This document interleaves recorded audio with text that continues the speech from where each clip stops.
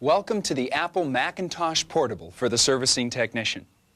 Before you begin this course, I'll review what's included in your training kit, identify additional materials, tools, and equipment you'll need, and briefly describe how the course works.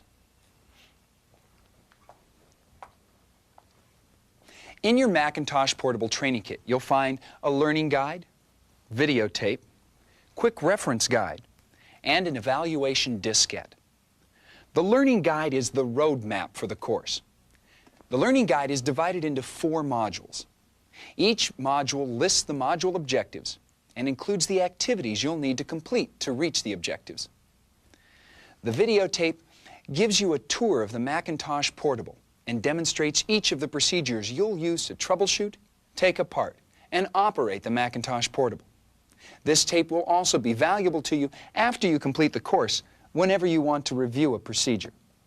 Each part of the tape is numbered in the upper right corner of your screen.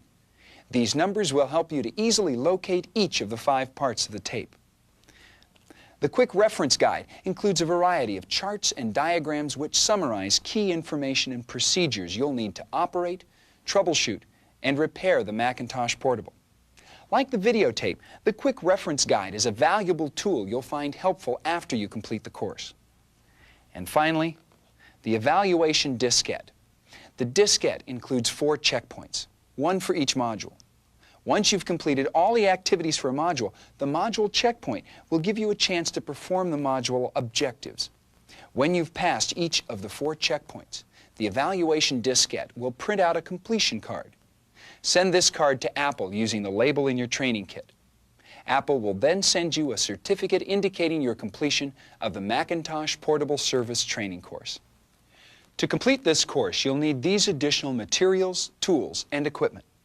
You'll need the Macintosh Portable Technical Procedures, the Macintosh Portable AppleCat Mac Test Diagnostic Diskette, and the Macintosh Hard Disk Test Version 1.0 or higher.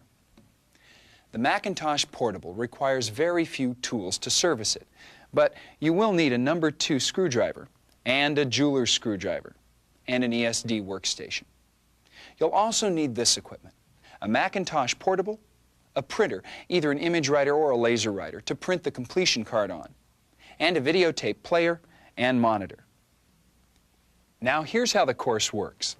In a moment I'll ask you to stop the tape to review the introduction to your learning guide entitled Getting Started, and then to begin Module 1.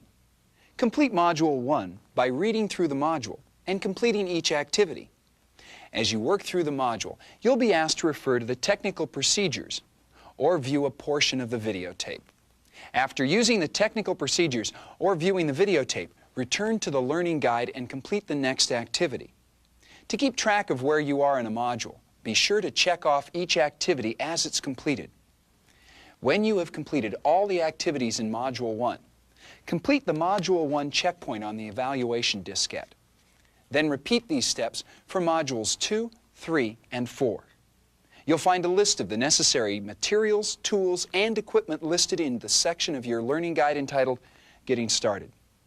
When you have gathered all the necessary materials, tools, and equipment, and your ESD workstation is set up, you're ready to begin Module 1, introducing the Macintosh Portable.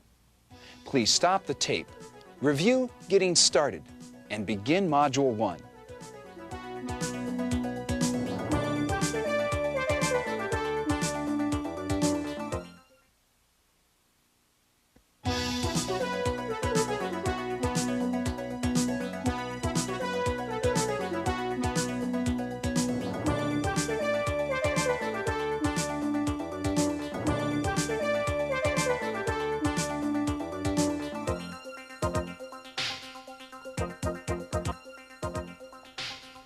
This is the Macintosh Portable.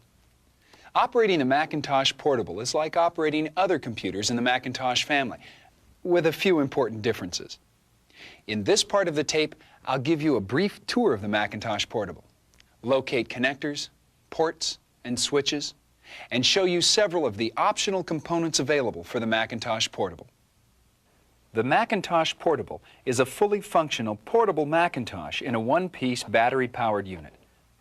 The Macintosh Portable provides complete Macintosh compatibility with twice the speed of an SE. It comes standard with 1 megabyte of RAM and an FDHD floppy disk drive. Additional memory and a hard drive or a second floppy drive can be added. Historically, screen quality has been the weakest part of portable computers. The Macintosh Portable uses the high-resolution active matrix liquid crystal display. In this type of display, a transistor is built in behind each pixel, giving the screen a fast response time and high contrast. The Macintosh Portable screen has almost 50% more pixels than an SE. The Macintosh Portable comes with a trackball pointing device. Roll the trackball to move the cursor and press the bar to click on an icon or menu.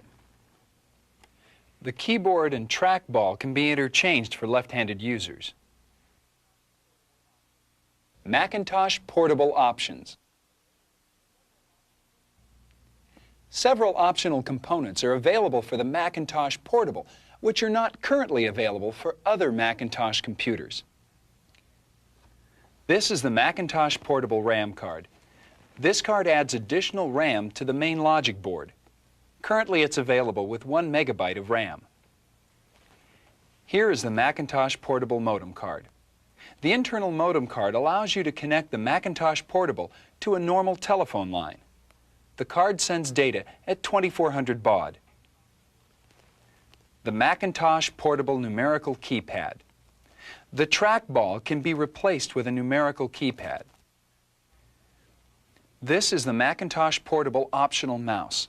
If the trackball is replaced with the numerical keypad, the optional mouse can be used as a pointing device. This low-power mouse is especially designed for battery-powered systems. It draws less power than the normal Macintosh mouse. If you would like to learn more about the Macintosh Portable's many features and how Macintosh Portable compares to other Macintosh computers, refer to the specifications chart listed in the Macintosh Portable Quick Reference Guide. Macintosh Portable connectors, ports, and switches.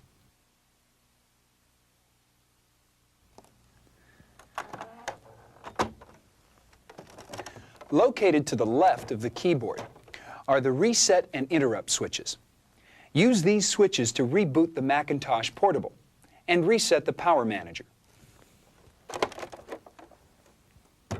The back panel looks similar to the back panel of an SC. Starting at the left side, these are the connectors. The video out port. This port provides a video signal for future development and use of external monitors. External disk drive port. An FDHD or 800K floppy disk drive can be connected. SCSI port. All Macintosh-compatible SCSI devices can be connected to the Macintosh Portable. Phone jack. If the modem card is installed, the standard telephone connector will extend through this opening. If the modem card is not present, a plastic plug will cover the opening. Apple Desktop Bus. The optional mouse or Apple Talk can be connected to this bus. Printer port. Port 1 is used to connect any Macintosh-compatible printer. Modem port. Port 2 is used to connect the Apple Personal Modem. Audio port. This connector is used to connect stereo headphones or speakers. Power adapter port. This connector is used to connect the power adapter. This concludes part 2 of this tape, introducing the Macintosh Portable Tour A, Features and Optional Components. Please stop the tape, return to Module 1, and complete Activity 3.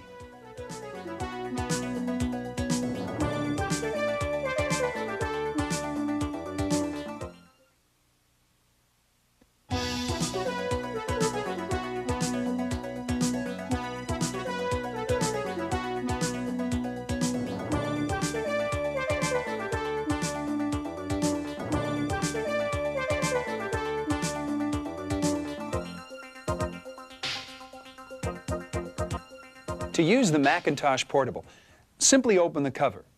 Unlike most computers, the Macintosh Portable doesn't have an on and off switch. Once the battery is installed, the computer is on all the time. The Macintosh Portable has several power management features which allow you to reduce the power drain on the battery. If you don't see anything on the screen, it's because the Macintosh Portable is in a power-saving mode called System Sleep. You wake the Macintosh Portable up by pressing any key except the Caps Lock key and the pointing device button. If you plan to leave the Macintosh Portable for a while, you can put the computer to sleep by opening the Special menu and selecting Sleep. The Macintosh Portable will go to sleep until you wake it up again by pressing a key. The system will automatically go to sleep if the computer isn't used for a period of time. You can set this period of time by opening the Apple menu, clicking on Control Panel, and then clicking on the Macintosh Portable icon.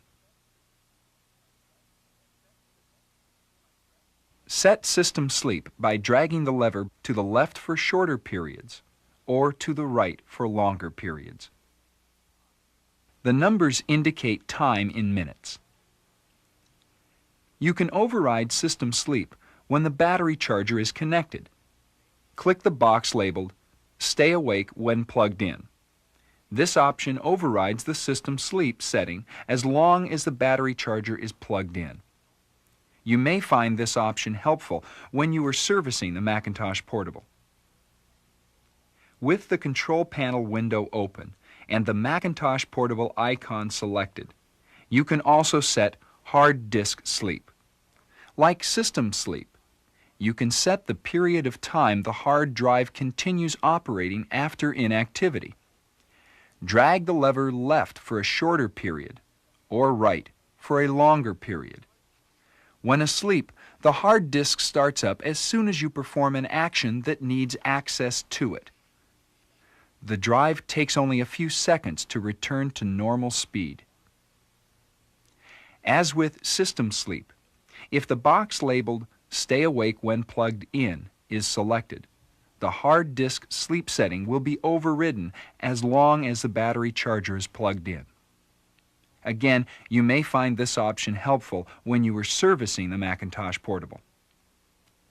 With the Control Panel window open and the Macintosh Portable icon selected, you can set Screen Contrast. Click on the lever and drag it up for more contrast and down for less contrast. The Macintosh Portable has another power-saving feature called Rest. After 15 seconds of inactivity, the microprocessor slows down from 16 MHz to 1 MHz. The microprocessor returns to full speed as soon as you resume work. Each time you wake the Macintosh Portable up, you should check the battery level before you begin to work. To check the battery level, first open the Apple menu and then select the Battery Desk accessory. A thermometer-like gauge indicates the percent the battery is charged. If the battery charge is low, a series of on-screen alerts will also appear warning you that the battery is low. Be sure to plug in the battery charger and recharge the battery when you receive the first warning. A lightning icon will appear above the charge gauge when the battery charger is connected to the computer and to an electrical outlet. The battery charger can be plugged in at all times. There is no danger of overcharging the battery. You can use the Macintosh Portable while it is charging, although it will recharge much faster if you don't. You can put the Macintosh Portable to sleep when the battery desk accessory is open. Other than the power management features, use the Macintosh Portable as you would use the Macintosh SE. This concludes Part 3 of the tape, introducing the Macintosh Portable, Tour B, Power Management Options. You're ready to begin operating your Macintosh Portable. Please stop the tape, return to Module 1, and complete Activity 10.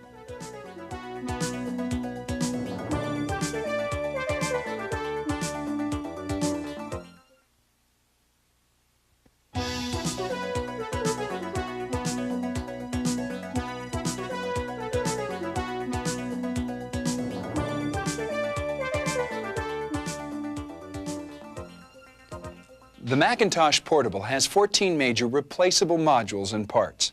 Many of these parts are different from those found in the Macintosh SE. The location and the procedures used to remove each of the 14 parts is also quite different. To service the Macintosh Portable, you must be able to accurately and quickly identify and remove a faulty module or part. Part 4 of this tape will identify each of the 14 major removable modules and parts. Let's begin with the Macintosh Portable's display assembly. The display assembly is made up of the active matrix display unit and the display assembly frame. The display assembly also protects the Macintosh Portable keyboard when closed. This is the keyboard cover.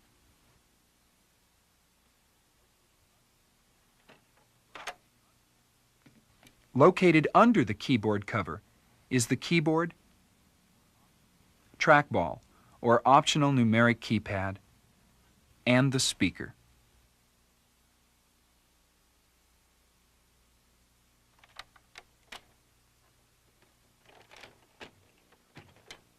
Here is the rear cover.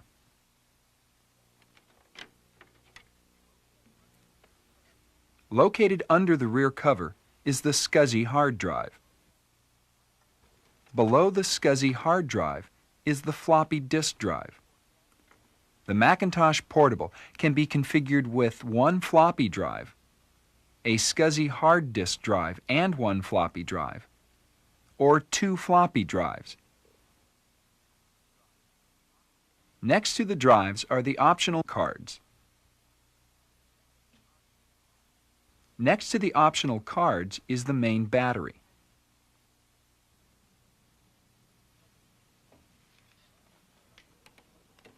When this cover is removed, the battery is turned off.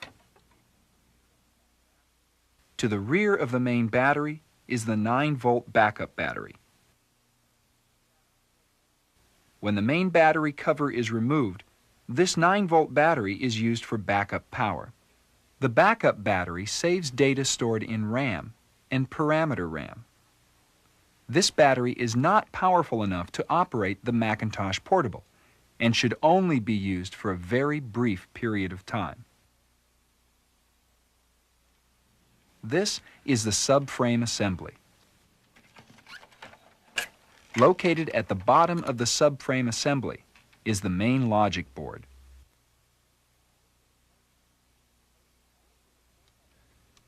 These are the 14 major replaceable modules and parts of the Macintosh Portable. This concludes Part 4 of this tape, Macintosh Portable Replaceable Parts Identification. Please stop the tape and return to Module 2 and complete Activity 2.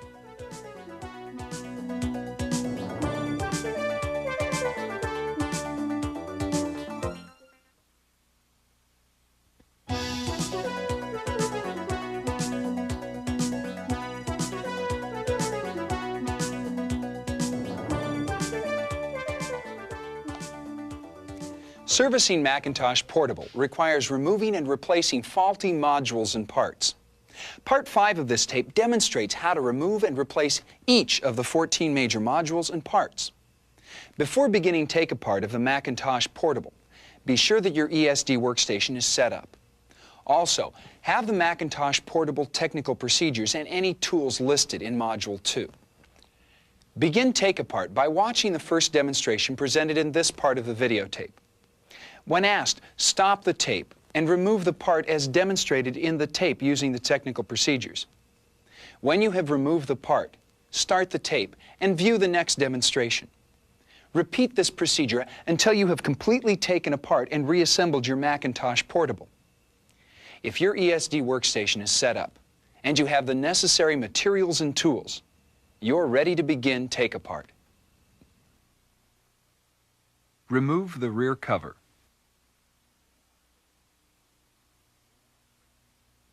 Begin by placing the computer on the static mat with the rear panel facing you. Next, press in the two plastic cover latches at the upper left and right rear of the computer. Now pivot the rear of the cover up and towards the front of the computer and lift it off. Please stop the tape and remove the rear cover.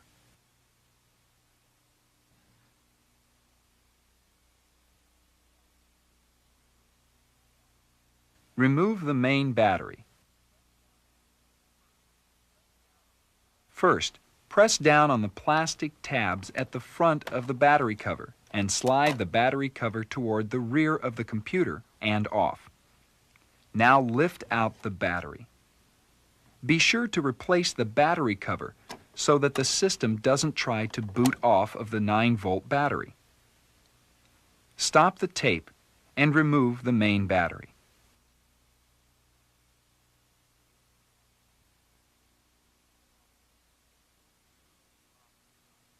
Remove the option cards. Hold the option card between your thumb and finger. Then lift the option card straight up and out of the computer. Don't rock the cards.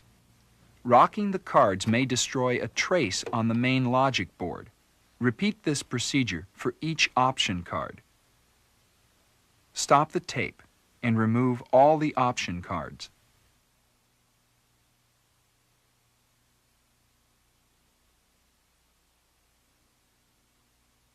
Remove the keyboard cover. Begin by turning the computer so that the cover and keyboard is facing you. We'll stand the computer up so that you can more clearly see the procedure. Locate the plastic feet at the front left and right of the case bottom. Remove each foot by inserting the tip of the screwdriver under the center of the foot and gently prying it away from the case. Now push the tip of the jeweler's screwdriver into the center hole. Push up until the corner unsnaps.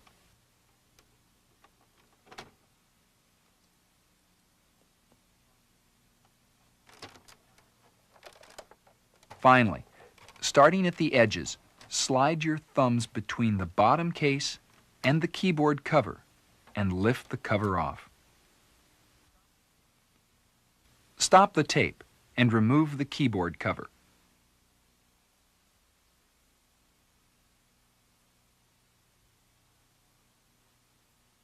Remove the keyboard, trackball, or numeric keypad. Begin by disconnecting the flat cable connecting each device to be removed from the main logic board. Starting at one side of the keyboard, simultaneously press back on each plastic tab securing the keyboard to the case.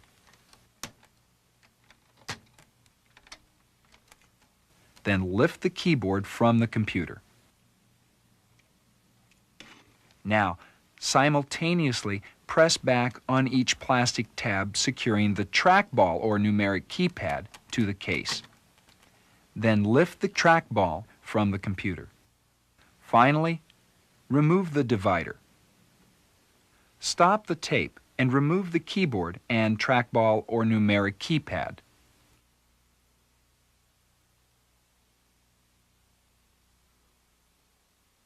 Remove the speaker.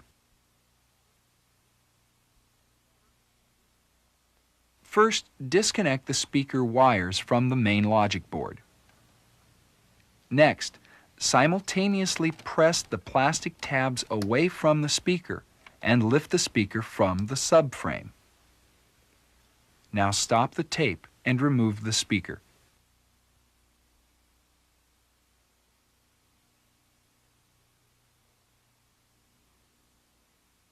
Remove the display assembly. Begin by disconnecting the display cable from the main logic board.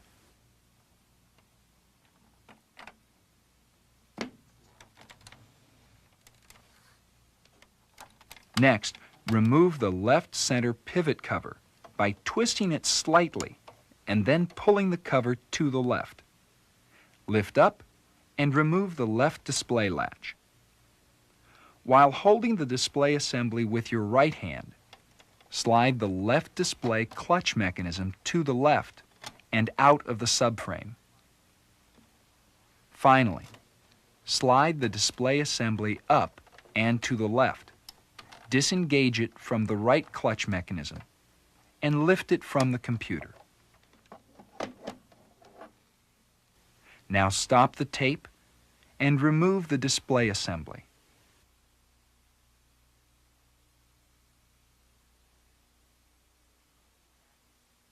Remove the active matrix display unit. Start by placing the display assembly on a padded work surface, display side up. Warning: be very careful not to scratch or damage the display. Remove the plastic collar from the display pivot by pushing up on it with your finger.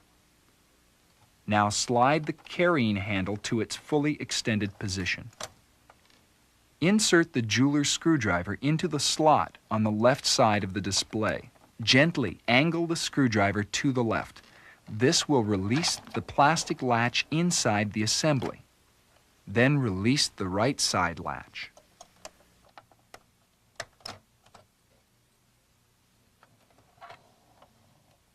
Then separate the two halves of the display assembly. Next, with your thumbs, pull on the two plastic clips at the upper left and right sides of the display. Lift up the display with your index fingers. Finally, slide the display up and out of the case. Stop the tape and remove the active matrix display unit.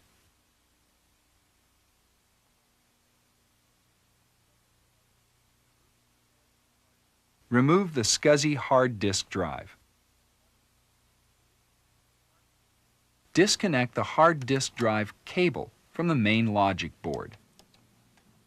Unsnap the plastic latches at the front and rear of the hard disk drive and lift up and remove the hard disk from the subframe. Caution: do not loosen or remove any of the 4 screws that attach the hard disk mechanism to the metal bracket. Doing so can cause irreparable hard drive damage. Now stop the tape and remove the SCSI hard disk drive.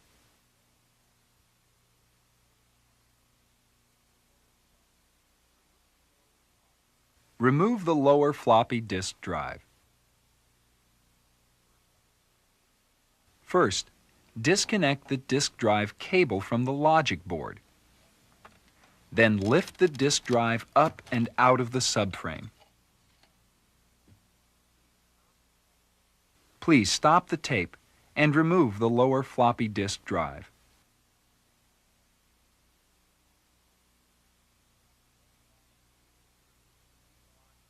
Remove the main logic board. Begin by disconnecting the battery cable from the logic board. Next, using the flat blade screwdriver or your finger, pull the plastic clip at the left front of the subframe while simultaneously lifting the left side of the subframe. While holding the left side of the subframe up, press in on the clip at the front and right side of the subframe. Now lift the subframe from the bottom case and place it upside down on a padded work surface. Release each of the plastic clips securing the main logic board to the subframe. As you release each clip, gently lift the logic board and proceed to the next clip. Finally, lift the logic board from the subframe. Be careful not to twist the main logic board when handling it. The chips are surface mounted and, if twisted, may come loose from the board. This concludes take apart of the Macintosh Portable. Now stop the tape and remove the main logic board. When you are ready, restart the tape for the first assembly demonstration.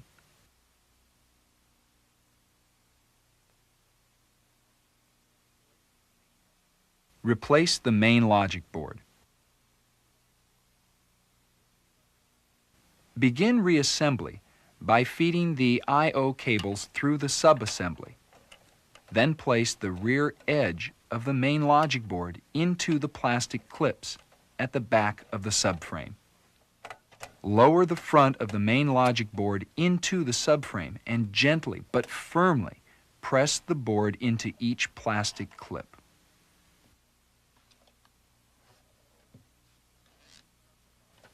Place the subframe in position in the bottom case. Press down on the subframe until the 3 plastic clips snap into place. Finally, connect the battery cable to the main logic board. Be sure the dip switches are accurately set. Incorrect settings could severely damage the system.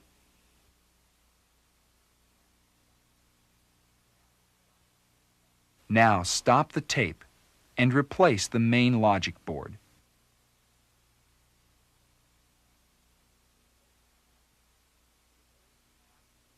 Replace the active matrix display unit. First, position the bottom edge of the display into the 2 plastic clips at the bottom of the case. Make sure the cable is not pinched. Then press down on the top of the display until it snaps into place. Next, place the handle assembly in position in the back cover. The plastic clips should be in the channel at the sides. Place the front cover on the back cover. Now slide the front cover toward the top of the back cover. Finally, snap the plastic ring back onto the display pivot. Please stop the tape and replace the active matrix display unit.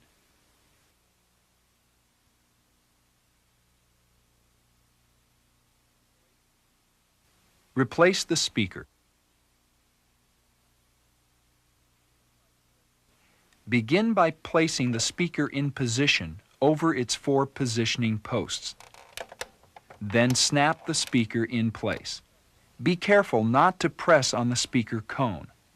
Finally, connect the speaker wires to the main logic board. Stop the tape and replace the speaker.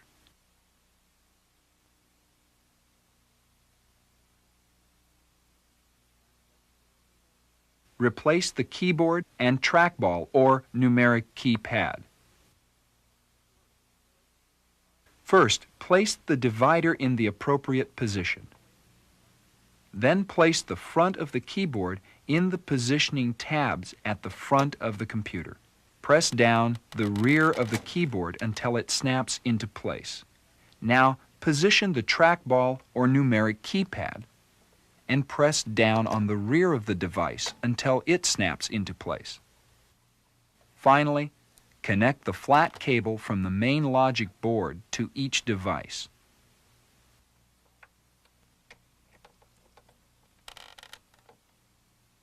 Stop the tape and replace the keyboard and trackball or numeric keypad.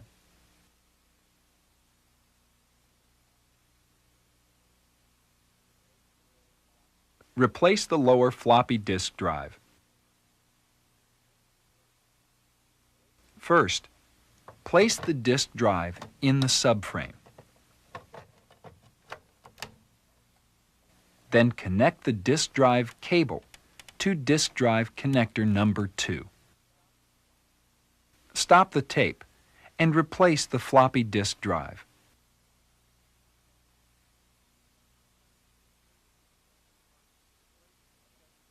Replace the SCSI hard disk drive.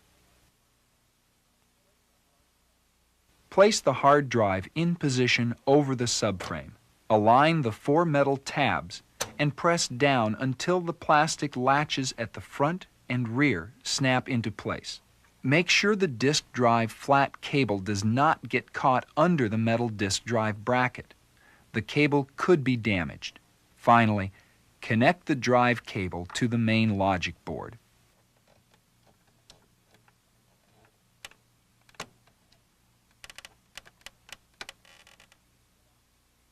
Please stop the tape and replace the SCSI hard disk drive.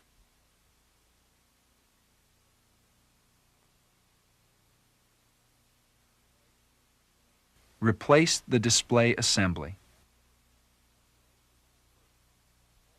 First, hold the display assembly upright and align the center collar with the center post. Then slide the assembly onto the right clutch mechanism. While still holding the display assembly upright, slide the left clutch mechanism into place. Now slide the left display latch into position. Then replace the left center pivot cover.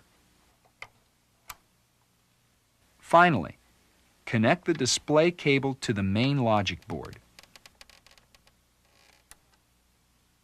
Stop the tape and replace the display assembly.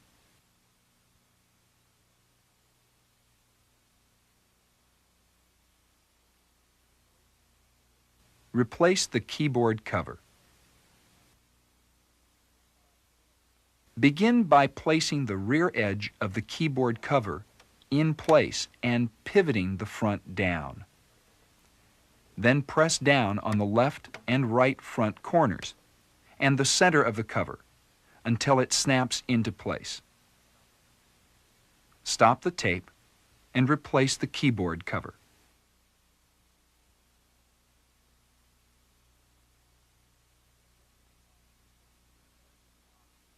Replace the option cards. First, with the rear of the Macintosh facing you, determine which slot to install the option card in. This is the PDS slot, the RAM card slot, the ROM card slot, and the modem card slot. Now position the option card over the correct slot and plug the card into the slot by pushing straight down on the card. Repeat this for each option card.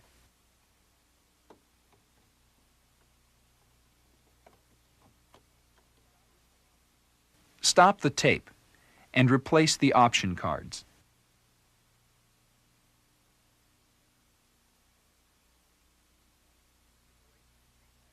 Replace the main battery.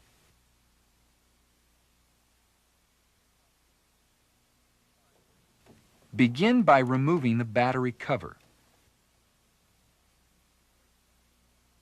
Place the main battery into the battery compartment. Now position the battery cover on the battery compartment and slide it toward the front of the computer until it snaps into place. Stop the tape and replace the main battery.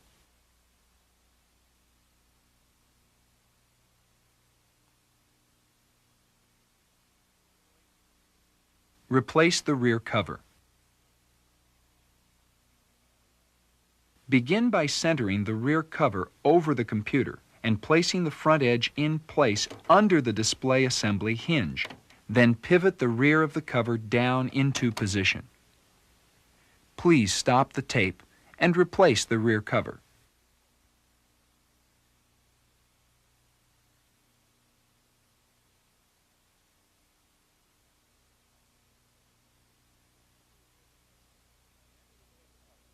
Whenever you take apart the Macintosh Portable, be sure to run Mac Test to verify proper assembly of the computer. Stop the tape now and run Mac Test on your Macintosh Portable.